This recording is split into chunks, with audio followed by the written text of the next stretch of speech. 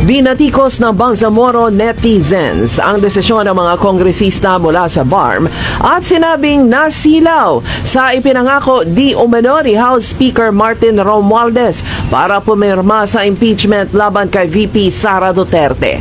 Ang mga BARM lawmakers na pumirma sa impeachment complaint ay sina Lanao del Sur 2nd District Congressman Yeser Balindong, Lanao del Sur 1st District Congressman Zia Alonto Adjong, Maguindanao del Sur Representative Muhammad Paglas, Sulu 2nd District Representative Munir Abison, Maguindanao del Norte with Cotabato City Representative Bay Dimple Sin Mastura, Sulu 1st District Representative Samir Tan at Tawi-Tawi Representative Binzar Zali. Si Basilan Representative Mujib Hataman lang sa BARM ang hindi pumirma.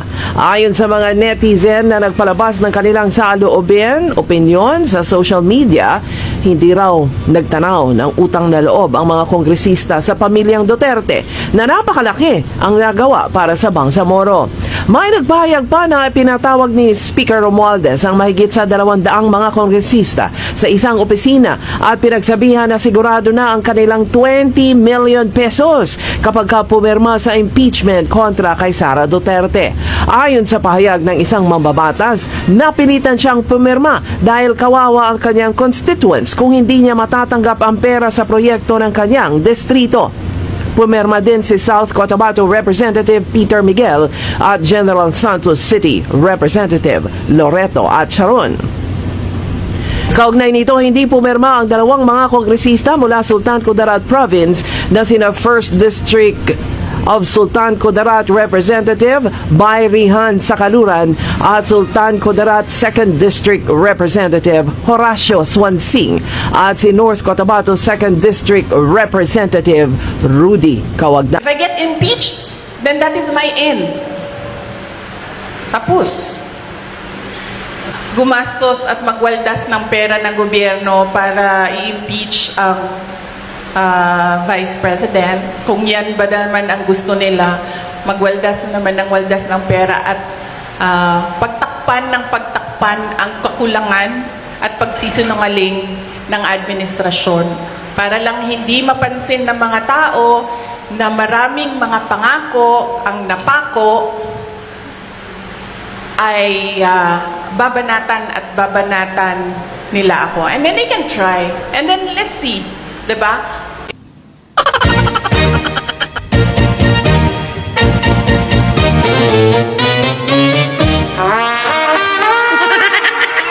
Impeach Sara now! Impeach Sara now! Impeach! Kasama ang sa inyong mata.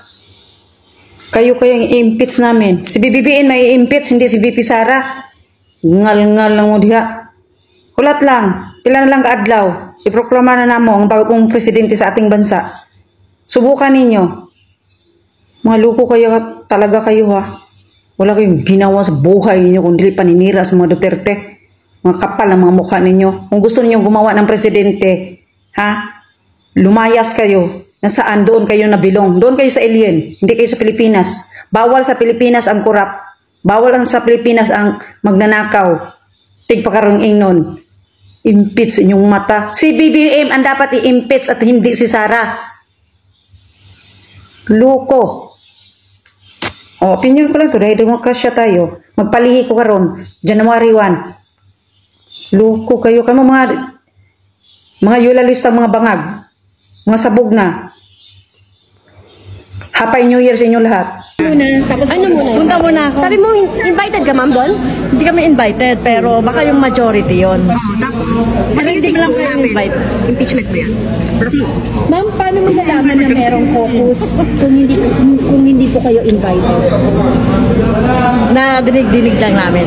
Puntahan ko muna ako. Paano niyo po nasabi na impeachment yun at permahan? May nagsabing official. Official, gano'n An kalaki official has told you that there's a signature leader from the majority. Has told you that Ma'am, there's sorry. Sige. nakuha Can you say it na kayo mismo? What is this meeting about?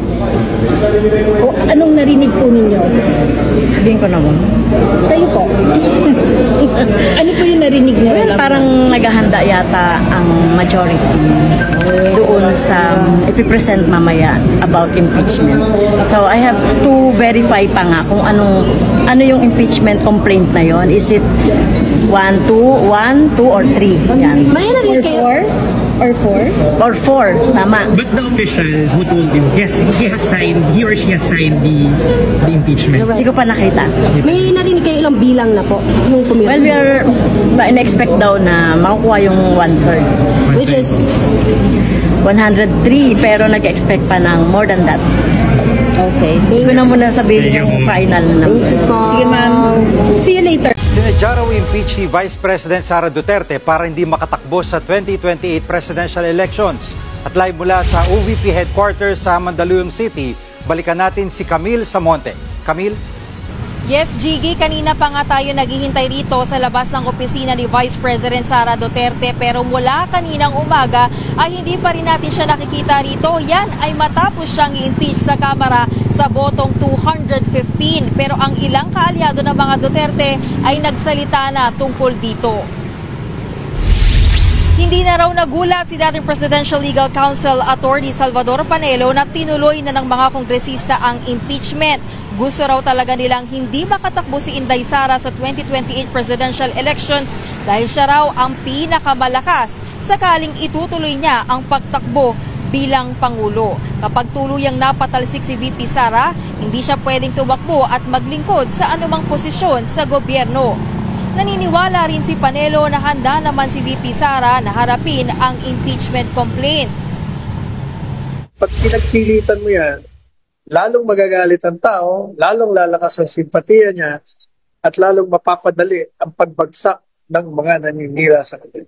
Tulad ng kapatid ni VP Sara na si Davao City 1st District Representative Pulong Duterte, tinawag na political persecution ni Attorney Vic Rodriguez ang pag-impeach kay VP Sara. Dapat daw respetuhin ng mga kongresista ang taong bayan na bumoto sa bise. Kung tutuusin, mas may ground for impeachment pa nga raw ang pagpirma ni Pangulong Bongbong Marcos Jr. sa umano'y unconstitutional na 2025 national budget. Naniniwala naman si Davao City 3rd District Representative Isidro Ungab na diversion o nililihis lang ng impeachment ang issue sa blankong items sa Viacom report ng 2025 national budget.